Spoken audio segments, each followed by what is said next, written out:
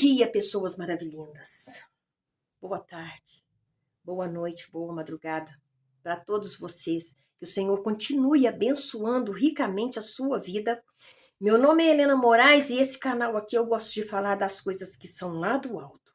De contar experiências, de falar de, projetos de vida, de ter uma vida em comunhão com o Senhor. Eu não sou pastora e nem faço revelação, ok? Eu sou uma mulher cristã que entregou a vida para o Senhor Jesus, lembrando que não foi para uma religião, entendeu? Foi para o Senhor Jesus e Ele me livrou de todas as frustrações, de todas as amarguras, de todo o ressentimento, curou a minha alma ferida.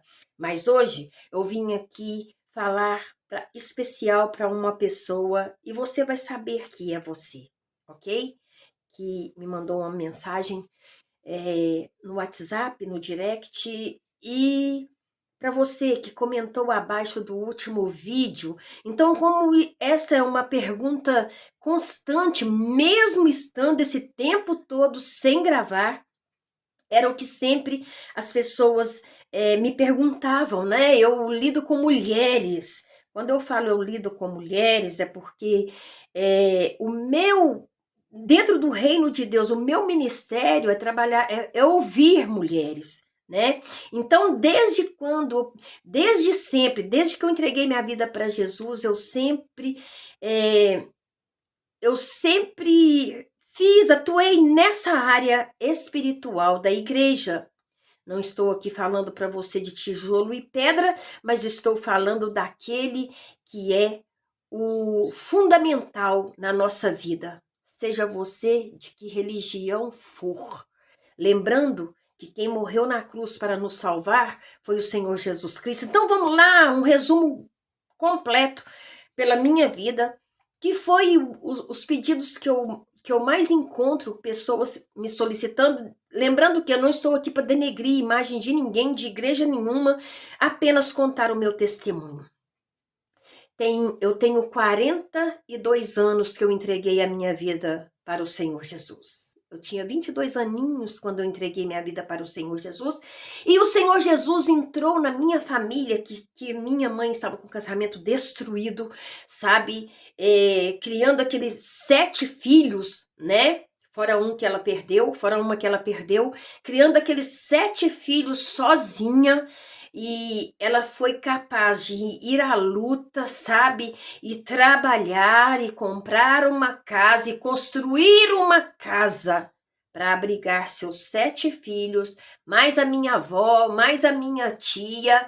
E ela sempre nos ensinou o valor do trabalho e que deveríamos também estudar, E quando meu pai abandonou minha mãe, eu estudava num colégio que na época era muito importante, era até chamado do colégio de ricos. Eu ganhei uma bolsa de estudo, né? O aluno que era mais aplicado naquela época ganhava uma bolsa de estudo e eu ganhei uma bolsa de estudo para esse colégio. Embora o meu pai nunca fosse muito presente, ele sempre foi da boemia, ele sempre foi das noitadas, das noites, de carnaval, de um monte de festa. Ele era um homem casado boêmio, que tinha muitas amantes, mas não era poucas, não era muitas amantes. Então, chegou um determinado tempo, quando a minha mãe engravidou do seu último filho, né? Que é o meu irmão caçula. Meu pai nos abandonou com a minha mãe com um recém-nascido nos braços. Mas aí ela já era concursada pelo governo. A história da minha mãe é linda. Como ela saiu daqui, da minha cidadezinha pequena, para ir até a sede do governo, Palácio do Governo, em BH, para conversar com o governador e explicar a situação e ingressar num trabalho vitalício, né? Então, o trabalho da minha mãe, ela trabalhou para o Estado, então ela tinha, sim, uma base sólida que poderia nos amparar enquanto criança, embora que naquela época a gente vê as pessoas reclamando da situação. Imagina uma mulher com 7 filhos e o pagamento do governo na época atrasava 6 meses para receber. É claro que quando recebia vinha tudo junto, mas criança não espera daqui 6 meses, né? Então a minha mãe saía do trabalho dela, ia para a casa das professoras, ia lavar, passar, faxinar, para trazer um extra enquanto que o pagamento não saía, sabe? Então é uma história muito linda. Minha mãe ainda é viva, sabe? E ela é uma inspiração para mim e para minhas irmãs. Releva alguma baguncinha aqui, que eu tô aqui no meu quarto de oração e eu ainda não arrumei casa ainda. Mas veja bem, eu quero contar para você a respeito da minha vida, da minha experiência com o Senhor. Eu era muito revoltada com Deus, eu tinha uma revolta muito grande, sabe? Porque eu pensava assim, agora eu tinha que sair de um colégio, meu pai havia abandonado, eu era mais velha, eu estava com 13 para 14 anos, eu fui obrigada a sair do colégio, um colégio bom, para trabalhar. Naquela época de menor podia se trabalhar sim, para trabalhar, para ajudar minha mãe a cuidar dos meus irmãos menores. E a minha irmã abaixo de mim, que é mais nova do que eu, 2 anos, também saiu da escola e teve que trabalhar para ajudar a minha mãe em casa. A gente não ficava com pagamento, não. Eu lembro que eu trabalhei no Curtume. Pensa num lugar fétido. Pensa num lugar. Eu era pele, osso e pescoço, sabe? Hoje eu sou bem gordinha. E eu não importo com isso, não. Porque a minha vida inteira de magreza, eu sempre quis ter carne no corpo, porque eu era pele, osso e pescoço, né? Então eu lembro que naquela época era tudo no manual. Eu lembro eu naquela magreza equilibrando aquelas vaquetas enormes. Vaquetas é o couro da vaca, sabe? Para pendurar, quando saía da máquina, para pendurar no meio de um fedor, um fedor de podre que você não tem noção, sabe? E depois eu tive que sair desse curtume, porque o curtume era um trabalho braçal pesado. Então a fiscalização da época passou e eu não podia ficar ali. Era um corpo de uma menina, era uma menina que não tinha nem 15 anos ainda, né? Então eu fui para a fábrica de tecidos, porque na fábrica aceitava garotas naquela época de 14 anos. Então, eu entrei na fábrica de tecido para trabalhar no pior lugar de uma fábrica de tecido, que é a fiação. De lá para cá, sabe?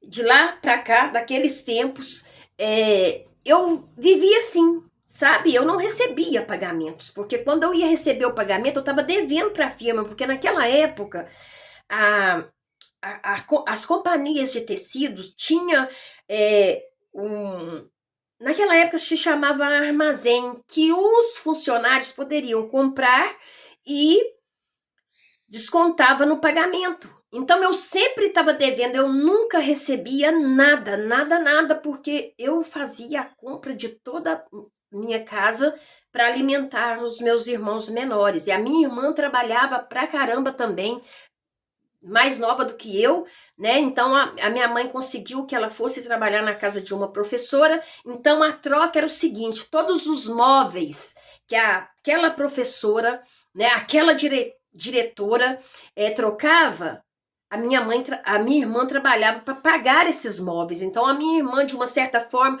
trocou todos os móveis da minha mãe, da casa da minha mãe, por conta de trabalho, sabe? O que hoje chamaria de trabalho escravo, que eu não vejo dessa forma. Bom, eu era uma pessoa muito iracunda, muito irada, eu tinha uma revolta, sabe? De pensar, eu não sou marido da minha mãe. Por que que esse Deus faz isso comigo? Sabe? Eu não tinha como comprar um sapato, como comprar um vestido, como comprar uma roupa, porque todo o meu dinheiro, no final do mês, quando caía, eu não tinha nada para receber, porque eu comprava, a coisa chamava cooperativa, onde vendia-se roupa, sapato, alimentos, né? Então eu gastava todo o meu pagamento com alimentos para alimentar minhas irmãs. Nós somos em 7, né? E eu, minhas irmãs, mais a minha avó, né? Que morava com a gente na época. Então, assim eu fui, sabe? Nesse meio tempo, eu namorei 2 rapazes. Mas eu nunca deixei nenhum desses dois rapazes me apalpar, porque eu sempre olhei para a história da minha mãe e eu sempre carregava comigo: homem nenhum vai fazer o que meu pai faz com a minha mãe. Homem nenhum vai me fazer chorar. Muito pelo contrário, eu vou fazê-los rastejar e chorar por mim. Era assim que eu fui moldando a dureza do meu coração, né? Então, eu namorei o meu último namorado antes do meu casamento, que eu namorei, a gente estava para casar. Para casar. Então, no dia do nosso noivado, eu já tinha providenciado os móveis. No dia do noivado, uma semana antes do noivado, eu terminei com ele, sabe? Mesmo gostando dele na época, né? Na época, mas não é amando, não, gostando, né? A companhia fazia bem, mesmo porque eu não aceitava que homem nenhum me tocasse. Então não tinha esse negócio de toques, de ficar sarrando na frente de pai, de mãe, não, o namoro era numa sala com todo mundo diante de uma televisão, era dessa forma, não tinha a safadeza e pilantragem que tem hoje em dia, não. E outra coisa, eu venho de uma família muito religiosa, minha avó muito católica, sabe? Ela era filha de Maria naquela época, né? Então, assim, ela nos criou dentro da religiosidade, da religião, e sempre nos ensinava, tanto ela quanto a minha avó, a ficar esperto, não deixar moço nenhum ficar nos alisando. Bom, com 22 anos, eu troquei de fábrica e eu passei para trabalhar em outra fábrica, e no dia que eu estava entrando, entrou também uma moça, e naquela época, seguindo a tradição dos meus pais, eu fumava pra caramba. Eu comecei a fumar com 12 anos, e naquela época era lindo. Todas as artistas, atrizes, gravavam as novelas, coisa, tudo com cigarro, e tinha propaganda de Arizona, de Hollywood, de Continental, sabe? Daqueles do filtro branco. Então, para acalmar o ódio do meu coração, eu comecei a fumar. E eu fumava pra caramba. Eu fumava um maço de cigarro de dia. E à noite, como eu não conseguia dormir, porque a amargura era tanta, sabe? Eu fumava outro maço de cigarro à noite. Aí, trabalhando nessa fábrica, eu lembro que eu estava junto com essa moça, né, na época, e eu lembro que eu bati na cartela de cigarro, peguei o cigarro entre os dedos, acendi. Gente, quando eu lembro disso, que cena mais horrível. Mulher fumar é horrível. Se você fuma aí, é que ó, pede a Deus, porque você tá acabando com a sua saúde. Além de que é feio pra caramba, sabe? E eu lembro que eu acendi, peguei o isqueiro, acendi um cigarro e ofereci para ela. Ela falou comigo assim: não, eu não fumo, eu sou de Jesus. Eu escaneei ela de cima e embaixo e pensei assim: tomara que essa menina não vem trabalhar junto comigo, não. Porque ali já bateu, sabe? A luz e as trevas. E só que nós fomos chamada para o mesmo local de trabalho, sabe? Então, trabalhando ali com aquela menina, eu fui promovida depois, houve um concurso, e na época, sabe, secretária ganhava muito bem. E eu fiz esse concurso entre as trabalhadoras da época, e eu tirei a nota maior e vinha ser a secretária da seção de alvejamento da fábrica de tecido, onde se estampava, onde se exportava tecidos. Eu fui ser secretária na área química, né? Porque eu tinha um estudo que me proporcionava isso, né? Com a condição de voltar e terminar o estudo, que era tudo o que eu queria. Né? Então, trabalhando ali, eu lembro que um dia eu estava no escritório, eu estava sufocada, eu estava ali diante de uma máquina Facite, fazendo a conta, a soma dos produtos químicos, né? Que tinha que ser tudo dosado, tudo pesado, tudo direitinho, e eu estava com um desejo de morte tão grande no meu coração, que eu falava com o Senhor: Senhor, chega dia de pagamento, Todas as meninas da minha idade saem. Naquela época, a Melissa fazia um sucesso pra caramba. A sandália Melissa.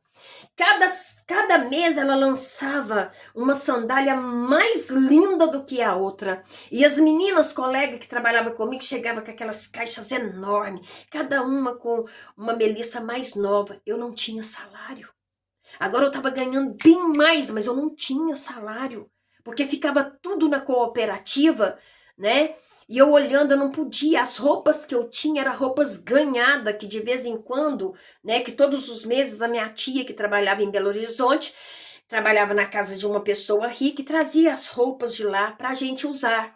Sabe? Não era roupas que me agradavam, né? Eu não podia comprar nada, nem um chinelo, né?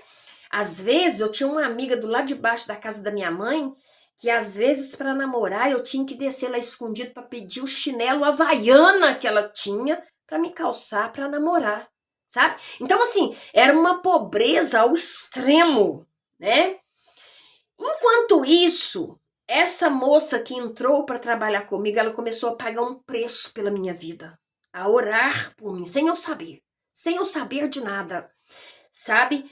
E um dia lá naquele escritório, diante daquela máquina Facite, tirando os cálculos, fazendo dosagem dos produtos químicos, ela chegou perto de mim, eu estava sentada na escrivaninha da mesa, né, com a máquina, com os produtos, ela segurou a minha mão e falou para mim assim, ó, Helena, a salvação da sua casa está nas suas mãos. Gente, se eu viver 100 anos, eu nunca vou esquecer desse dia, porque foi um dia glorioso. E eu lembro que meu coração estava apertado, sabe? Eu estava caçando um jeito, um meio de acabar com a minha vida. Você ia suicidar, Helena? Eu queria tirar a minha vida e ali tinha uma série de possibilidades, porque os venenos que tinham ali era só uma dose pronto, mas eu não pensei naqueles venenos que estavam à minha disposição. Eu queria ser esmiuçada por carros. Aí você pode imaginar, eu moro numa cidade pequena, agora que ela tem 97 mil habitantes, uma cidade muito pequena. Naquela época, 40 anos atrás, há 42 anos atrás, a minha cidade era muito menor. Os carros eram muito raros, né? Então eu atravessava a praça, então nesse dia eu atravessei a praça de olhos fechados, porque eu queria que um carro passasse, né? Eu estava diante da igreja da matriz da minha cidade, eu queria que um carro viesse. Eu fiz isso, não fiz, foi só uma, não foi só duas, não foi só três. Eu fiz isso várias vezes no caminho de ida e volta do trabalho. E eu passava com o olho fechado, doida que um ônibus, que um carro passasse em cima de mim. Eu só sei que quando eu atravessava tudo, que eu abria os olhos, eu estava do outro lado da praça e não tinha nenhum carro na avenida, nenhum. E essa tentativa foi muitas vezes, sabe? E todo dia que eu ia trabalhar, eu pedia a Deus para me tirar, para tirar a minha vida. Porque se ele não o fizesse, eu faria. E era aquela amargura. Eu chegava na minha casa, tempo de chuva, como nós estamos agora, que eu espero que essa chuva continue, porque o sol aqui já abriu e está um calor, meu Senhor. Tempo de chuva, eu ia trabalhar com a roupa, né? Eu chegava 10 horas da noite ensopada. Eu punha aquela roupa para secar atrás do fogão de lenha. Você imagina o cheiro ruim da fumaça. Para vestir ela no outro dia, às 5:30 da manhã, e ir com aquela catinga de fumaça para o trabalho. Então foi tempos difíceis, dolorosos, né? E aquela menina não desistiu de mim. Então, nesse dia, eu também havia atravessado a praça principal da minha cidade para ir até o trabalho, sabe? E eu tinha feito isso de novo, quando ela entra e fala comigo.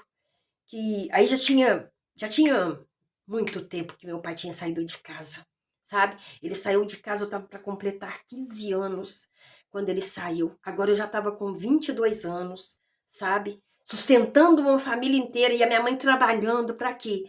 Para pagar a construção da casa, com um pagamento vindo de 6 em 6 meses, ou uma vez por ano, era desse jeito, sabe?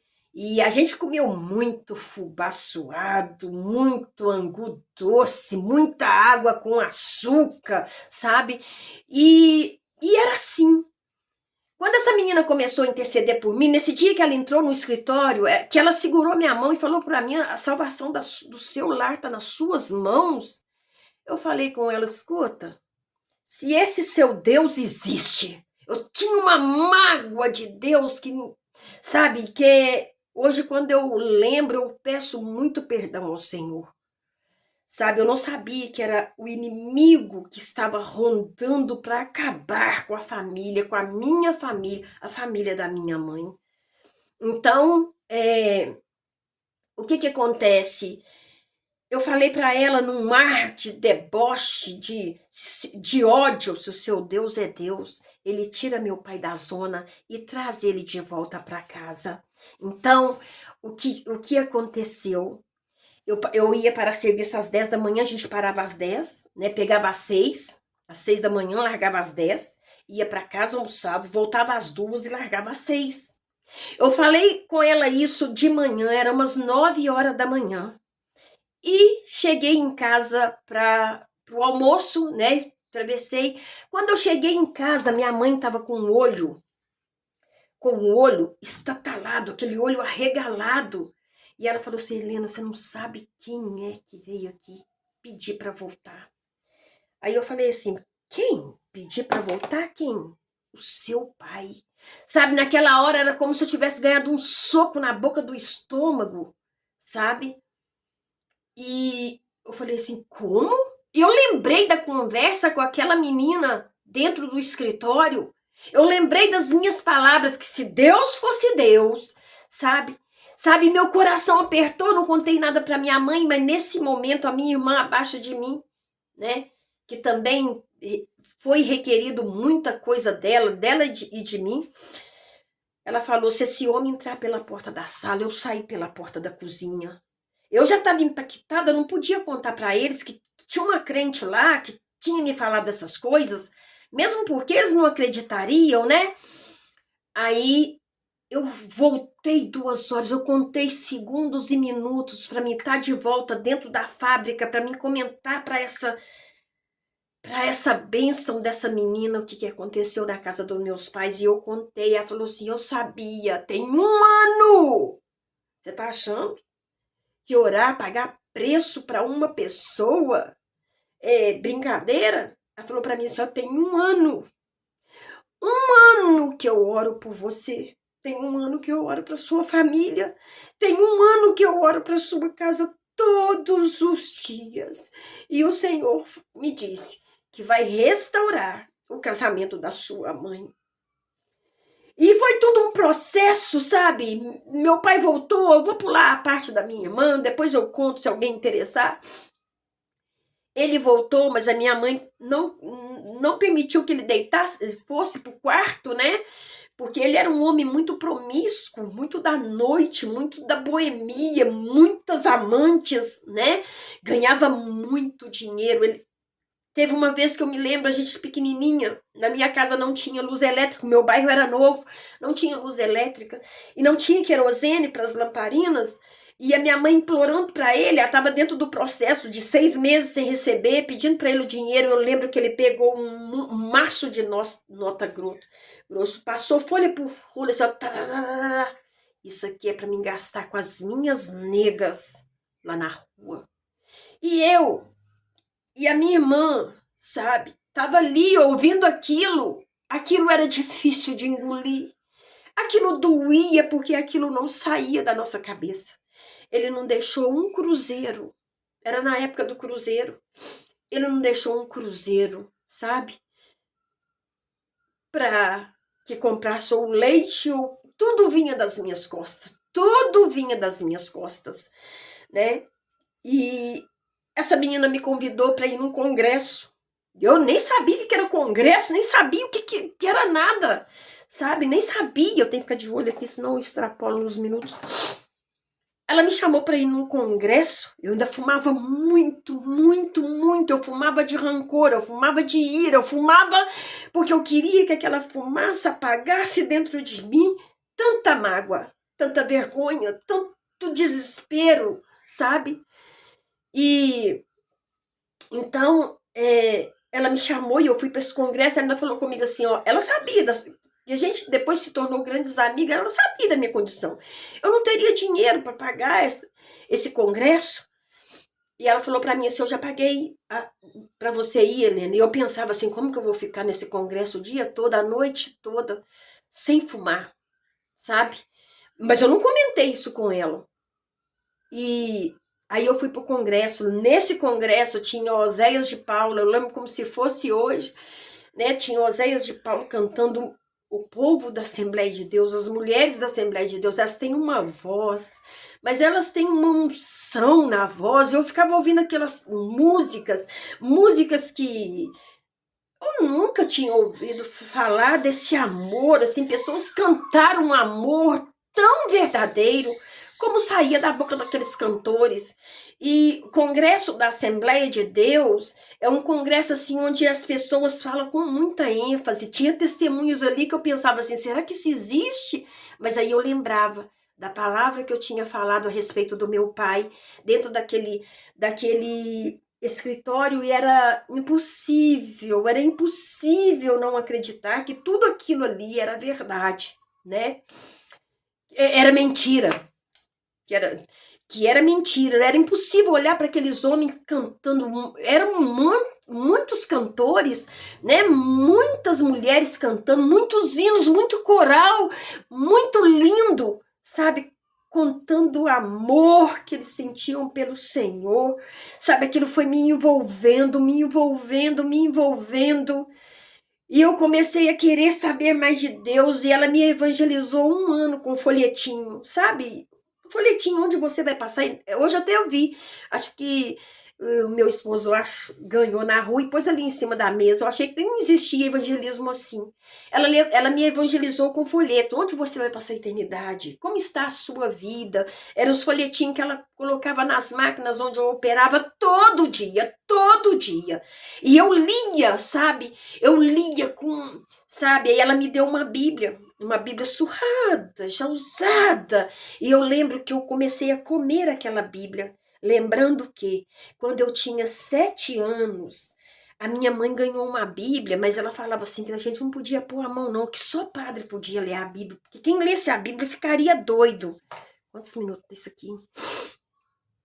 Aí, o que acontece? Se não der aqui, eu conto no outro vídeo, tá?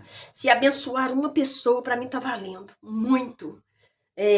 Mas veja bem, então, ela, nesse negócio dela ficar me evangelizando durante 1 ano, eu nem sabia que ela orava por mim, e lá nesse congresso, sabe, muitas pessoas se chegaram até Jesus, mas eu estava com um sentimento tão misturado, tão confuso dentro de mim, eu não sabia o que era isso. Vai na frente, levanta a mão, entrega sua vida para Jesus. Ela não me forçou nada disso não, sabe?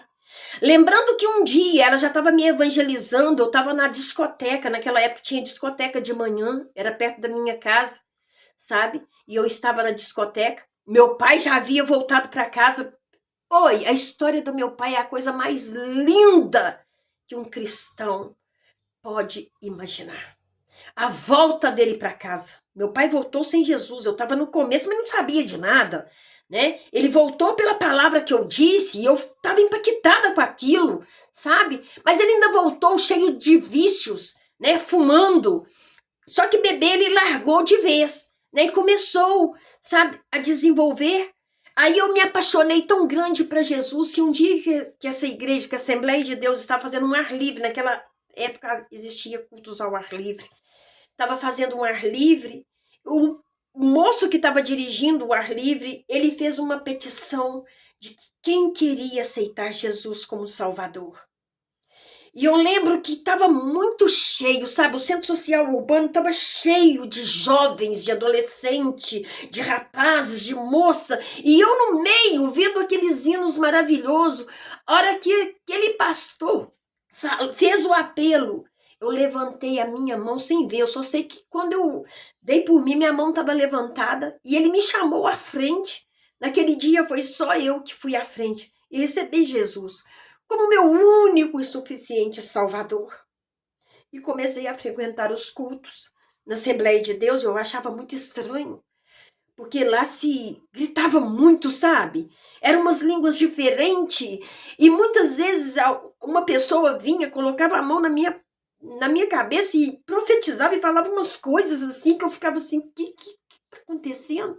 Eu não tô conseguindo ouvir, sabe? Era como se o diabo tapasse o meu ouvido, eu não conseguia ouvir. Eu olhava a pessoa falando, mas eu não conseguia ouvir o que ela estava falando. Eu nunca caí possessa. Eu nunca manifestei, porque eu sempre falava com o Senhor, se eu cair na igreja, eu não volto nunca mais. Eu nunca caí. Mas havia um troço que o diabo fazia no meu ouvido que eu não conseguia entender as palavras que eram liberadas para mim. E eu continuei assim na Assembleia.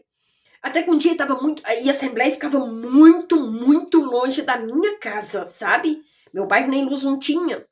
Então o irmão da Dora, que era um rapaz muito cheio do Espírito Santo, eu ia para a igreja porque ainda era cedo, mas de noite, de noitão, quando acabava, vocês sabem que culto da Assembleia de Deus acaba tarde, ele me trazia até minha casa, sabe? Sem nada, sabe? Ele ia me contando o que Jesus faz na vida de uma pessoa.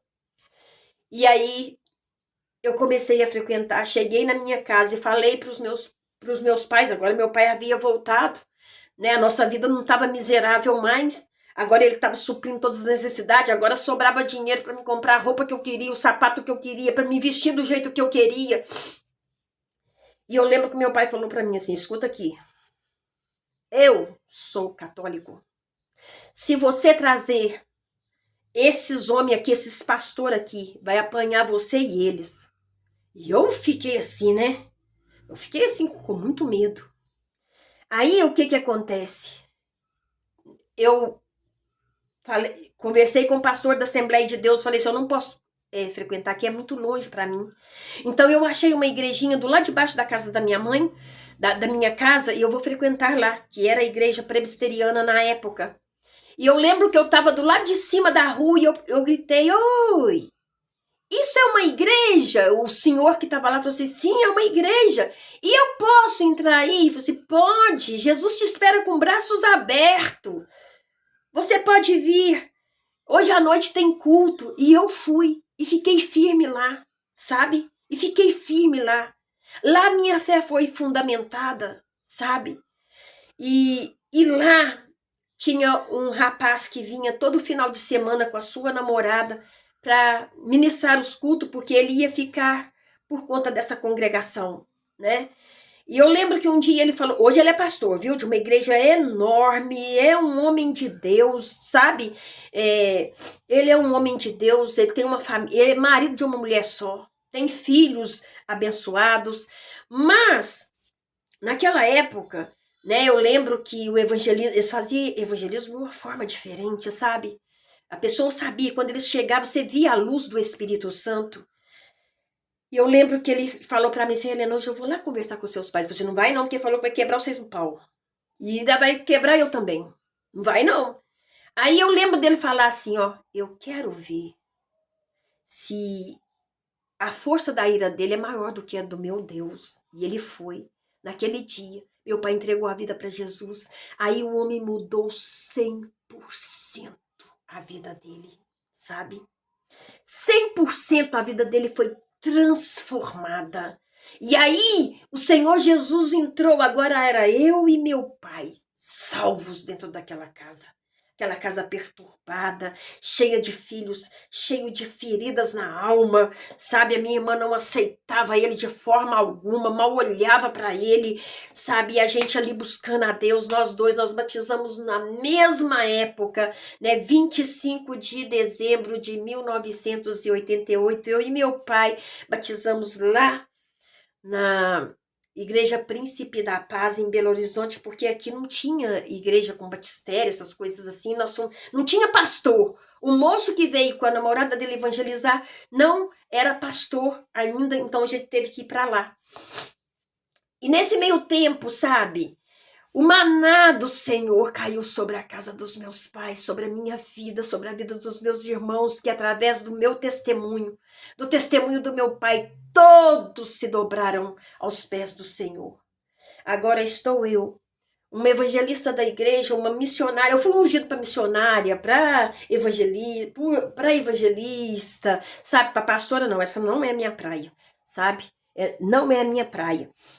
E comecei a pregar o evangelho nas cidadezinhas aqui por perto, aqui na minha cidade, aqui no meu bairro, sabe? E o Senhor começou a fazer uma obra maravilhosa dentro dessa igreja que depois passou a ser, era Príncipe da Paz, depois passou a ser a Igreja Batista Betel, né?